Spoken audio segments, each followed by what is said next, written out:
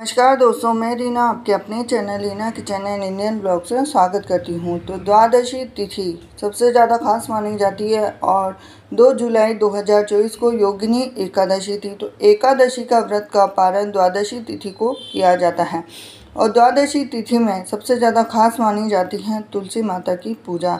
तुलसी की इस कथा का पाठ करने से हो सकते हैं सभी पापों से मुक्त।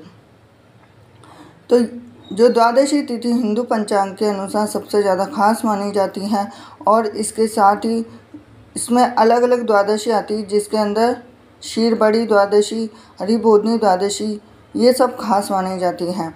पौराणिक मान्यताओं के अनुसार द्वादशी के दिन भगवान विष्णु, माता लक्ष्मी ब्रह्मा जी के साथ वृंदावन आते हैं। तो इस दिन भगवान विष्णु की पूजा करना लाभदायक माना जाता है। इस दिन पूजा करने वालों को स्वास्थ्य, धन और समृद्ध जीवन का वरदान मिलता है और इस दिन दीप भी जलाए जाते हैं तुलसी माता के। तो हिंदू धर्म में सबसे ज़्यादा खास महत्व होता है द्वादशी तिथि का। इस दिन माता तुलसी की विशेष पूजा की जाती है और तुलसी पर भगवान विष्णु की विशेष कृपा मानी जाती है। इसलिए एकादशी के दिन ही माता लक्ष्मी और भगवान विष्णु की पूजा की जाती है। इससे संबंधित कथा इस प्रकार है कि धर्मराज युधिष्ठिर जब अपना राजपाट छोड़कर वन में रह रहे थे, तब उनकी मुलाकात व्यास जी से हुई। उन्होंने शुक्ल पक्ष की द्वादशी का महत्व समझाया कि व्यास जी ने उन्हें एक बरगद के पेड़ के नीचे ले गए और वहां जाकर उन्हें बताया कि इस दिन समुद्र मंथन के दौरान माता लक्ष्मी अमृत का कलश लेकर प्रकट हुई। तब भगवान विष्णु के प्रसन्नता के आंसू गिरने से वहाँ तुलसी का जन्म हुआ। इसके बाद भगवान विष्णु ने कहा कि तुम पूरे संसार को पवित्र करने की क्षमता रखते हो, इसीलिए ऐसा कहा जाता है कि तुलसी भगवान विष्णु की सबसे प्रिय है। जब व्यास जी कथा सुना रहे थे, तभी उस बरगद के पेड़ के बीच में से 2 टुकड़े हो गए और उनसे 2 देव समान पुरुष निकलकर सामने आए और उनके आगे झुककर कहा कि आप ही हमारे प्रभु हैं।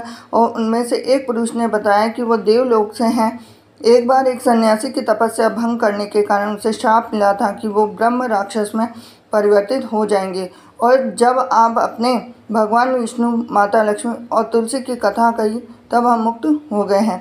इसके बाद दूसरे पुरुष ने कहा कि मैं एक ब्राह्मण का बेटा हूँ और गुरुकुल में पढ़ते हुए एक बार अपने गुरु की आज्ञा का पालन नहीं किया, तो गुरु के श्राप के कारण तो मुझे ब्रह्म राक्षस का श्राप मिला था।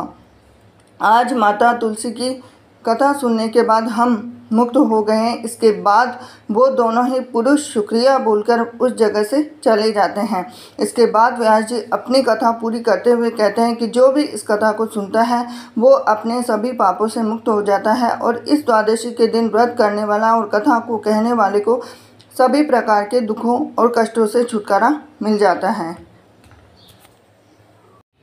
हेलो फ्रेंड्स, स्वागत है आपका Reena kitchen and Indian culture में। तो हिंदू धर्म में एकादशी व्रत का विशेष महत्व माना गया है। शास्त्रों के अनुसार साधक द्वारा एकादशी व्रत रखने से जीवन में आ रही सभी परेशानियां दूर हो जाती है और व्यक्ति को पुण्य के समान फल की प्राप्ति होती है। आज यानी आषाढ़ मास के कृष्ण पक्षी एकादशी तिथि के दिन योगिनी एकादशी का व्रत रखा जाता है। वहीं एकादशी व्रत का पारण अगले दिन द्वादशी तिथि के दिन किया जाता है, जो कि व्रत का पारण और नियम बहुत ही खास माना जाता है। और ये नियम कुछ खास नियम होते हैं जिनको साधक को जरूर मानना चाहिए। शास्त्रों में बताया गया है कि एकादशी व्रत का पारण हरिवास समाप्त होने के बाद ही करना चाहिए। साथ ही व्रत तोड़ने के लिए सबसे उपयुक्त समय प्रातःकाल माना जाता है। शास्त्रों में बताया गया है कि जो लोग एकादशी व्रत का पालन कर रहे हैं उन्हें मध्याह्न अर्थात दोपहर के समय व्रत का पारण नहीं करना चाहिए। सुबह यदि ऐसा नहीं कर पाए तो मध्याह्न के बाद पारण करना नहीं चाहिए। व्रत पारण के समय भोजन में भूल कर भी मूली, बैंगन, साग, मसूर दाल, लहसुन या प्याज आदि का प्रयोग ना करें। साथ ही सात्विक भोजन का प्रयोग करना सबसे ज़्यादा शुभ माना जाता है।